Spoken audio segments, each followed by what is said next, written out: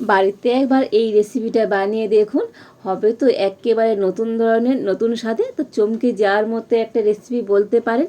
এভাবে বানালে খেয়ে তো প্রশংসা করতে বাধ্য হবে, মুখে দেবার সাথে সাথেই মিলিয়ে যাবে। সাধারণ কিছু উপকরণ দিয়ে একটা অসাধারণ রেসিপি এভাবে বানিয়ে খেলে তো স্বাদ সারা জীবন মুখে লেগে থাকবে, খেতে হবে অমৃত সমান। নমস্কার বন্ধুরা, রূপার রন্ধনশালায় আপনাদের সকলকে অনেক অনেক স্বাগত জানাই। তো চলে এসেছি আজকের আবার একটা নতুন রেসিপি নিয়ে। তো আজকের আমি একটা সুন্দর রেসিপি শেয়ার করব, তো যেটা কিনা আপনারা দেখার পরে তো বাড়িতে বানাতে ইচ্ছে করবে, আর এভাবে একবার বানিয়ে খেয়ে দেখবেন, স্বাদ তো সারা জীবন মুখে লেগে থাকবে। তো আপনারা সঙ্গে থাকুন আর প্রথম থেকে শেষ পর্যন্ত পুরো রেসিপিটা দেখতে থাকুন। আশা করি আজকের রেসিপিটা আপনাদের অনেক ভালো লাগবে। তবে চলুন দেরি না করে শুরু করে দিই আজকের রেসিপিটা। তো দেখুন, আজকের রেসিপির জন্য এখানে আমি একটা বাটি মাপ করে নিয়ে নিয়েছি 1 বাটি সুজি, আর এই সুজিটা এখন একটা বাটিতে করে নিয়ে নেব।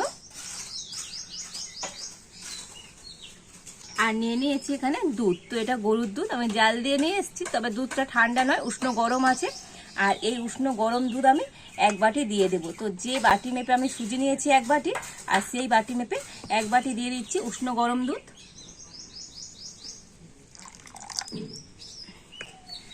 তো দুধের সাথে সুজিটাকে ভালো করে মিশিয়ে নেব।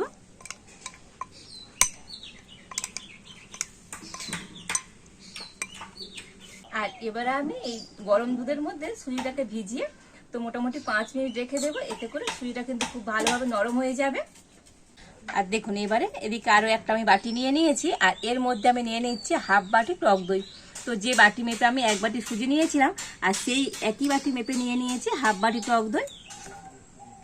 দিয়ে দেবো 1/2 বাটি গুঁড়ো চিনি,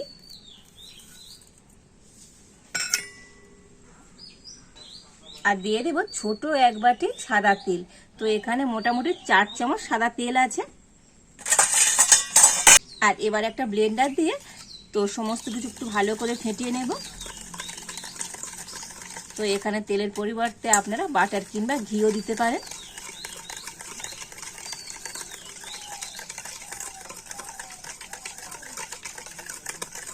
তো যদি আপনারা এখানে গোটা চিনি নেন, তো চিনিটা যতক্ষণ না গুলে যাবে ততক্ষণ কিন্তু এইভাবে ফেটিয়ে নিতে হবে। তো আমি সমস্ত কিছু মোটামুটি 10 মিনিট খুব ভালো করে ফেটিয়ে নিয়েছি। তো দেখুন, এইরকম ফেটিয়ে নিলে তো দেখবেন একটা ক্রিমি ক্রিমি ভাব চলে আসবে, কত সুন্দর একটা ক্রিমের মতো হয়ে গিয়েছে। আর এবারে আমি এর মধ্যে দিয়ে দেব দুধের মধ্যে ভিজিয়ে রাখা সুজিটা। আর দেখুন, সুজিটা কিন্তু কত সুন্দরভাবে ভিজে গিয়েছে, আর একেবারে নরমও হয়ে গিয়েছে। তো সুজির যে দানা দানা ভাব, সেটা কিন্তু হাতের মধ্যে লাগবে না। তো হাতে এইভাবে করে দেখে নেবে, যেহেতু গরম দুধের মধ্যে ভেজানো ছিল, তো খুব সুন্দরভাবে নরম হয়ে গিয়েছে।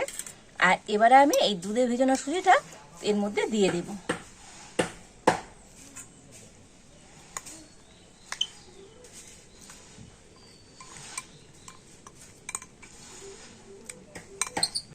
আর দিয়ে দেব 1/2 বাটি ময়দা। আর এবার আমি আবারও সবকিছু কিন্তু একটু ভালো করে ফেটিয়ে নেব।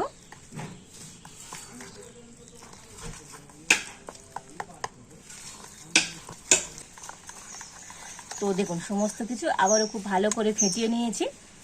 আর এবারে আমি এর মধ্যে দিয়ে দেব এই চামচের 4 ভাগের 1 ভাগ বেকিং পাউডার, আর ওই একই পরিমাপে দিয়ে দেব বেকিং সোডা,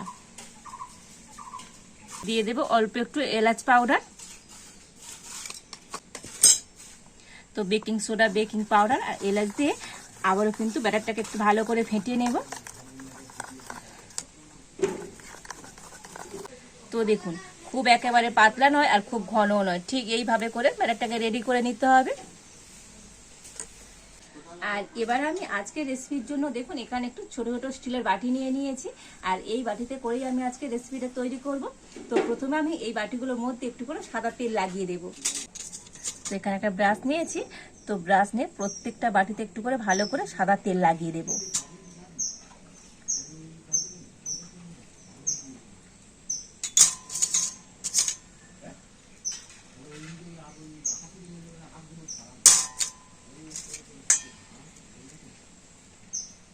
তো দেখুন, প্রত্যেকটা বাটিতে আমি সাদা তেলটা খুব ভালো করে লাগিয়ে দিয়েছি। তো আর এদিকে ব্যাটারটাকে আরো একবার আমি ফেটিয়ে নিলাম। আর এবার আমি এখান থেকে ব্যাটার নিয়ে তো বাটিগুলোর মধ্যে দিয়ে দেব।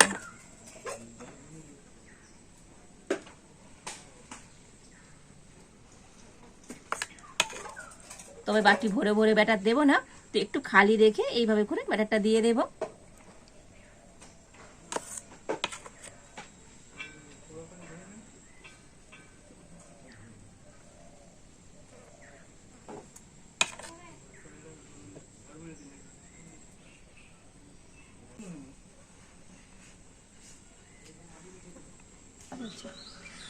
তো দেখুন সব কটা বাটির মধ্যে ব্যাটার দিয়ে দিয়েছি, আর বাটিগুলোকে একটু এরকম ভাবে ট্যাপ ট্যাপ করে নেব, এতে করে ব্যাটারটা কিন্তু সুন্দরভাবে সেট হয়ে যাবে।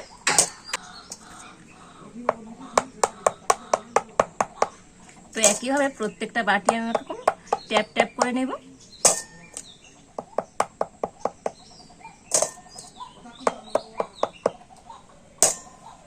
আর এবার আমি উনুনটা জ্বেলে উনানে একটা কড়া বসিয়ে দিচ্ছি, আর কড়াতে আমি দিয়ে দেব জল।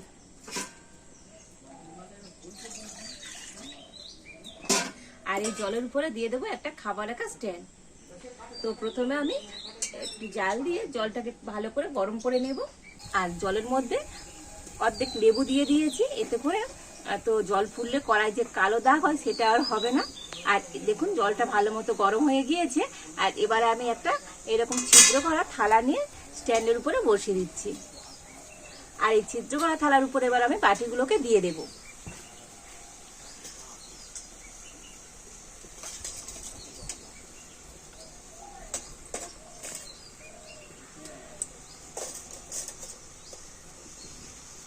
আর এবার আমি ঢাকা দিয়ে 10 মিনিট ভাপিয়ে নেব।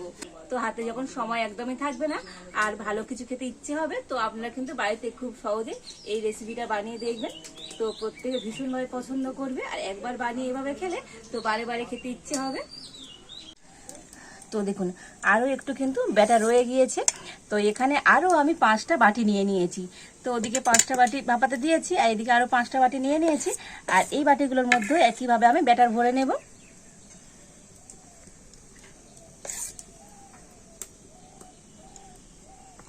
তো দেখুন এখানে বাটিগুলোর মধ্যে আবার আমি ব্যাটার ভরে নিয়েছি, আর এদিকে প্রায় আমি 10 মিনিট এগুলোকে ভাপিয়ে নিয়েছি, আর দেখুন কত সুন্দরভাবে ফুলে গিয়েছে, আর এতটাই ফুলেছে দেখুন ফেটেও গিয়েছে।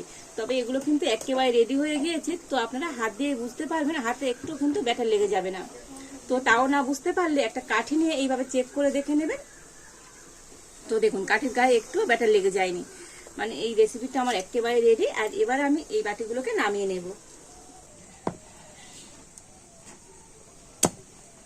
আর পরের বারের বাটিগুলো একইভাবে আমি আবার এই ছিদ্র বা থালার মধ্যে দিয়ে দেব। তো আবার আমি ঢাকা দিয়ে দিচ্ছি, আর এদিকে কেকগুলোকে খুব ভালোভাবে ঠান্ডা করে নিয়েছি, আর এবার আমি বাটি থেকে তুলে নেব। আর ঠান্ডা হয়ে গেলে তো এই কেকগুলো কিন্তু সুন্দরভাবে ছেড়ে যাবে। তো দেখুন এমনি এমনি উঠে আসবে, কতটা সুন্দর হয়েছে আজকের এই মিনি কেকগুলো। পিছনটা কতটা সুন্দর হয়েছে দেখুন, অসম্ভব সুন্দর হয়েছে। তো এবার একটা প্লেটের মধ্যে রেখে দেব। তো প্রত্যেকটা কেক সুন্দরভাবে কিন্তু ছেড়ে যাবে। তো দেখুন কত সুন্দর হয়েছে।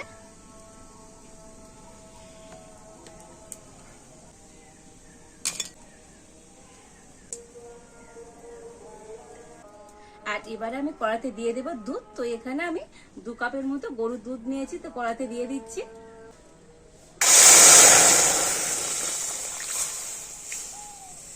আর অল্প একটু দুধ দেখুন আমি রেখে দিয়েছি, এই দুধটা আমার পরে লাগবে। আর এই দুধের মধ্যে আমি দিয়ে দেব চিনি। তো চিনিটা গুঁড়ো করা ছিল বলে আমি গুঁড়ো চিনি দিয়ে দিচ্ছি 2 চামচ। তো আপনারা গোটা চিনি দিতে পারেন, আর মিষ্টিটা অবশ্যই আপনারা আপনাদের স্বাদ মতনই দেবেন। আর এবার আমি দুধটাকে একটু ফুটিয়ে নেব, তবে খুব বেশি ফোটাবার দরকার নেই, অল্প একটু ফুটে গেলেই হবে। আর এবার আমি যে দুধটা রেখে দিয়েছিলাম এই দুধের মধ্যে আমি দিয়ে দেব 1 চামচ কাস্টার্ড পাউডার। তো খুব বেশি দেবার দরকার নেই, এরকম 1 চামচ দিলেই হবে। আর ঠান্ডা দুধটা এই জন্য রেখে দিয়েছিলাম, তো কাস্টার্ড পাউডার কিন্তু ঠান্ডা দুধের মধ্যেই গুলে নিতে হবে। তো গরম দুধের মধ্যে গুললে তো কাস্টার্ড পাউডারটা কিন্তু ডেলা ডেলা হয়ে যাবে, গুলতে চাইবে না। তো দেখুন দুধের সাথে কাস্টার্ড পাউডারটা কিন্তু খুব ভালোভাবে গুলে নিয়েছি। আর এদিকে দুধটা ভালো মতো ফুটে গিয়েছে, আর এবার আমি এই কাস্টার্ড পাউডার মেশানো দুধটাকে এই দুধের মধ্যে দিয়ে দেব। আর এই কাস্টার্ড পাউডার দিলে তো দুধটা যেমন তাড়াতাড়ি ঘন হয়ে যাবে, আর দুধটা দেখতেও সুন্দর লাগবে, আর খেতেও অসাধারণ সুন্দর হয়। তো কাস্টার্ড পাউডার দিয়ে খুব বেশি ফোটাবো না, একটু এইভাবে নাড়াচাড়া করে নামিয়ে নেব। তো দেখুন আগের থেকে দুধটা কিন্তু অনেকটাই ঘন হয়ে গিয়েছে। তো এই দুধের মালাটা আমার একেবারে রেডি, আর এবার আমি নামিয়ে নেব। তো সবগুলো কেক আমি সুন্দরভাবে বাটি থেকে তুলে নিয়েছি, আর এখানে একটা আমি এবার বাটি নিয়ে নিয়েছি, আর এই বাটির মধ্যে কেকগুলোকে গুছিয়ে গুছিয়ে নিয়ে নেব। আর দেখুন কেকগুলো কতটা সুন্দর হয়েছে, একেবারে নরম। তো আপনারা চাইলে এইভাবেও খেতে পারেন, তবে একটু দুধের মালাইয়ের মধ্যে দিলে খেতে আরও টেস্টি হবে। হয়েছে তো একেবারে তুলোর মতো নরম তুলতুলো, তো দেখেই বুঝতে পারছেন কতটা সুন্দর হয়েছে আজকের এই কেকগুলো। তো এবার একটা বাটির মধ্যে এইভাবে করে সাজিয়ে সাজিয়ে একটু নিয়ে নেব।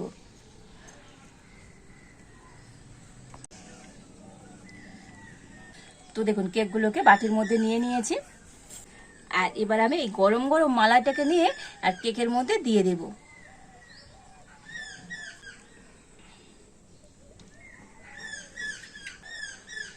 তবে মালাইটা তো গরম গরম অবস্থায় দিতে হবে, তো ঠান্ডা হয়ে গেলে আর এই কেকের মধ্যে কিন্তু মালাইটা খুব ভালোভাবে যাবে না।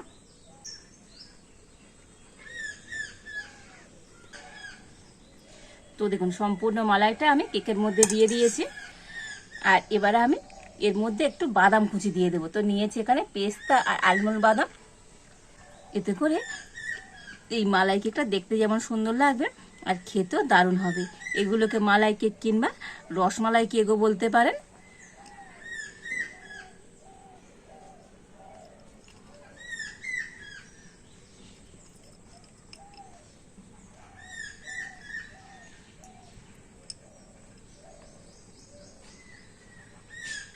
তো দেখুন ড্রাই ফ্রুট দিয়ে সুন্দর করে কেকটার উপরে সাজিয়ে দিয়েছি, দেখতে কত সুন্দর লাগছে দেখুন। আর কেকগুলোকে এখন এইভাবে মালাইয়ের মধ্যে ভিজিয়ে 5 মিনিট রেখে দেবো, এতে করে এই কেকের ভিতরে সুন্দরভাবে মালাইটা ঢুকে যাবে, এতে করে কেকটা খেতে ভালো লাগবে। তো কেকগুলোকে মালাইয়ের মধ্যে এইভাবে আমি 5 মিনিট রেখে দিয়েছিলাম, আর কেকগুলোর মধ্যে সুন্দরভাবে কিন্তু মালাইটা ঢুকে গিয়েছে, দেখতে কত সুন্দর লাগছে দেখুন। আজকের এই মালাই কেকটা অসম্ভব সুন্দর লাগছে দেখতে। আর এবার তো একটা কেক আপনাদের দেখাবো যে ভিতর থেকে কতটা সুন্দর হয়েছে।